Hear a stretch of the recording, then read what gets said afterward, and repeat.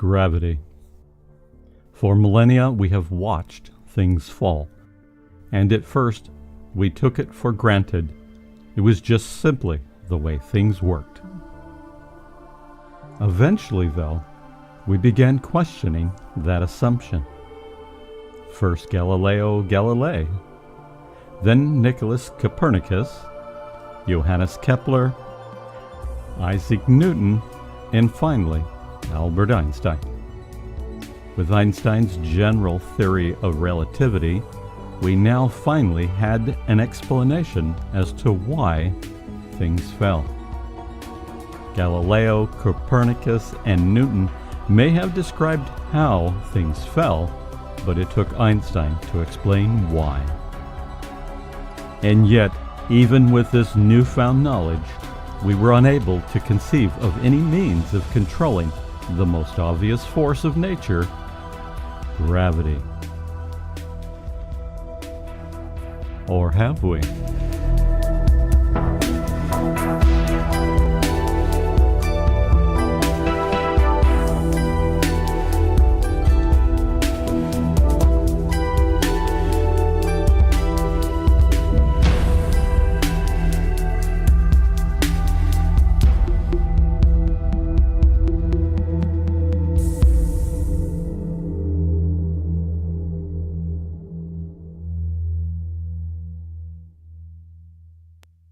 The first to propose a theory of gravity was Sir Isaac Newton in 1687, with the publication of Philosophiae Naturalis Principia Mathematica.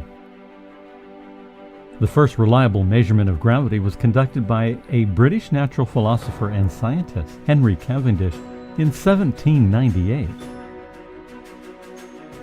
Many years later, in 1905, Albert Einstein shocked the world by introducing his special theory of relativity, which deals with the relationship between space and time. That same year, he began incorporating gravity into his equations, which 10 years later culminated into the general theory of relativity, that is, a geometric theory of gravitation, and that was in 1915. And since then, there has been many who have tried to replacing general relativity, but GR has withstood the test of time every time. But we're not here to talk about the history of gravity. We are here to talk about controlling it.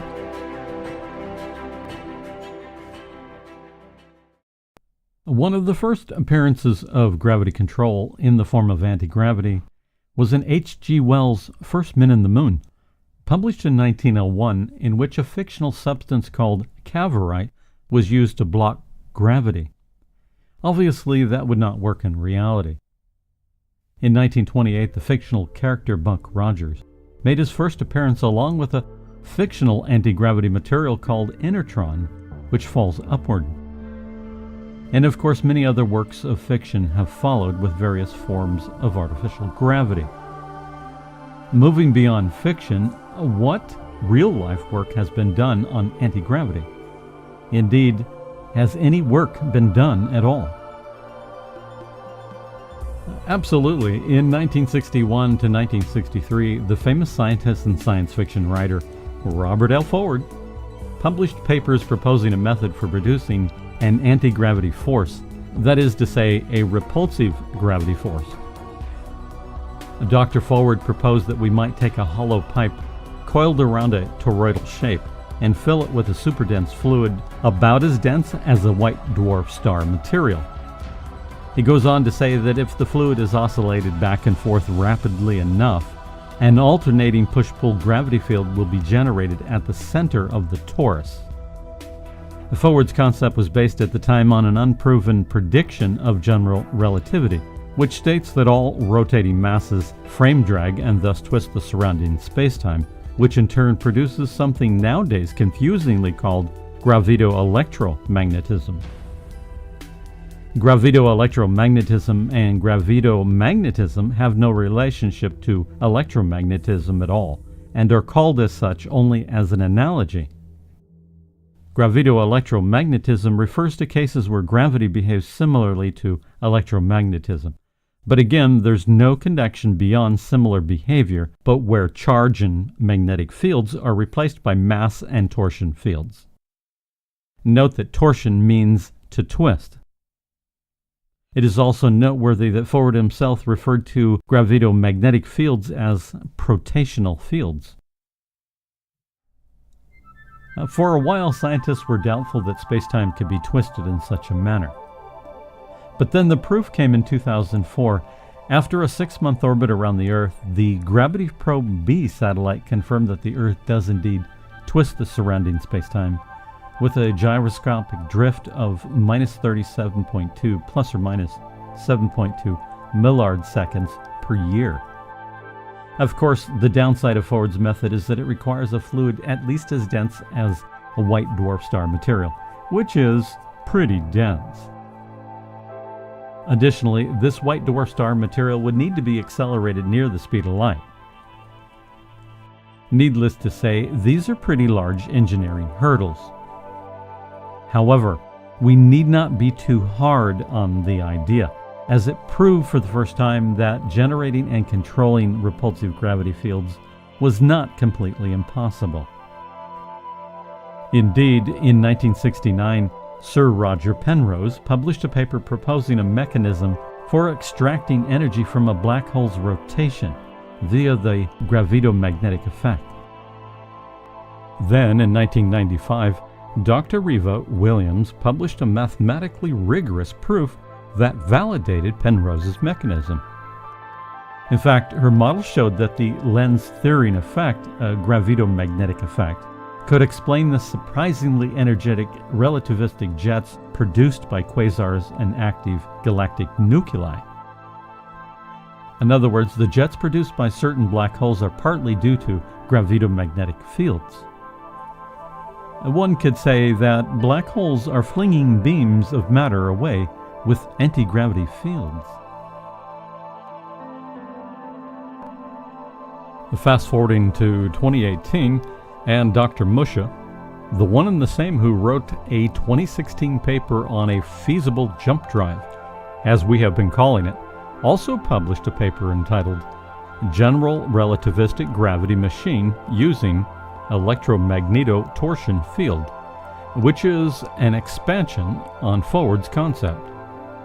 Both concepts ultimately function by means of twisting spacetime in order to produce a gravitoelectric magnetism. However, Dr. Musha's concept does so indirectly. I'll explain.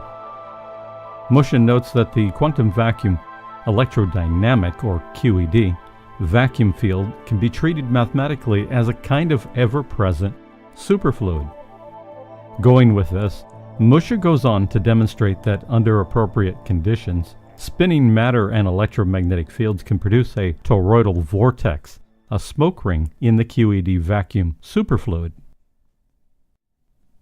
Musha calls this an electromagnetotoroid, as it is an electromagnetic toroid vortex in the quantum vacuum, very distinct from a simple electromagnetic field. This is important, as to paraphrase Arthur C. Clarke's book, Songs of a Distant Earth, the quantum vacuum is so energy dense that, by comparison, a neutron star is only the palest ghost. A vortex in the quantum vacuum is far more effective at twisting spacetime than any ultra-dense matter/fluid.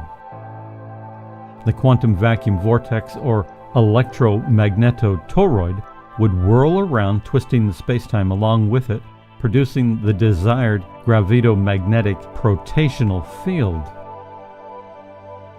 And from here, Musha proposes a design for a gravity machine consisting of a coaxial superconducting condenser wrapped with a toroidal superconducting coil. The whole assembly is 10 meters in diameter. A gigavolt electric current is pulsed for a picosecond at a time, equating to a frequency of 1 terahertz, with a magnetic field strength of 100 Tesla, and spinning with a rim speed of 1% the speed of light, or 3 million meters per second. While still quite an engineering feat, it must be admitted that this is a vast improvement over Forward's design. 100 Tesla magnetic field can be generated relatively easily by pinching the magnetic field, and likewise for a gigavolt electric field. The required rotation rate is problematic, to put it mildly. As a quick aside, it's noteworthy that the manipulation of the quantum vacuum is one of the basic concepts that Dr. Helton White of NASA often refers to, specifically utilizing the quantum vacuum for the purpose of propulsion, such as in the case of his quantum vacuum thruster. Dr. White researched and published several papers about his own variant of the Alcubierre warp drive, the Alcubierre-White warp drive, a name given to it by others. Our longtime viewers may remember our first video, which discussed the Alcubierre-White warp drive. As you can see, there's nothing conceptually complicated about the anti-gravity machine, consisting of a high-frequency, high-energy pulsed torus rotating at high speed. What is complicated is in the way the energies go about twisting the quantum vacuum and, ultimately, the fabric of space-time. So, just how feasible is Mush's gravity machine? Well, all the math, including what's already in general relativity, as well as the data from experiments with fluid dynamics, indeed all seem to support the concept. Based on all the data, I would venture to say it's a yes. Indeed, it is feasible.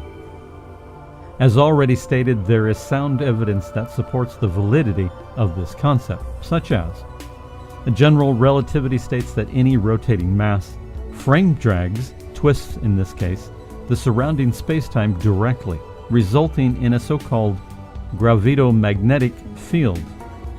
The Gravity Probe B satellite confirmed that the Earth does indeed twist the surrounding spacetime. The extreme energy density of the quantum vacuum, physical and especially mathematical similarities between fluid dynamics and the quantum vacuum. Also, it's worth considering that the coil does not need to be entirely superconducting. If the bulk of its mass in the form of coaxial condenser were instead high-density plasma, we would perhaps achieve rotation rates close to those needed. An exciting prospect indeed. And don't forget Mush's proposal from his paper on the jump drive of actually reducing an object's mass by depleting the quantum vacuum.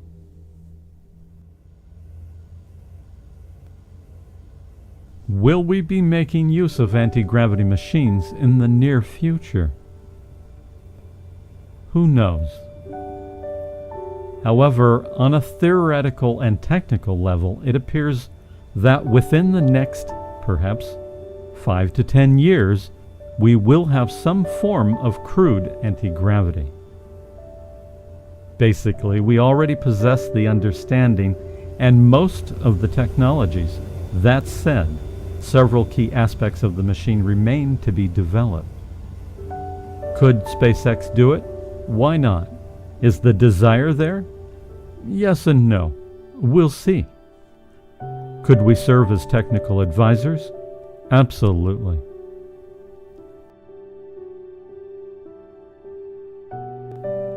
And that concludes the video. Make sure to subscribe and click the notification bell. And if you want to help support us in making more videos, feel free to head over to Patreon. Even $1 adds up. We would like to thank all of our patrons, with a special thank you to Mr. Cheeky Monkey, 1996. Thank you.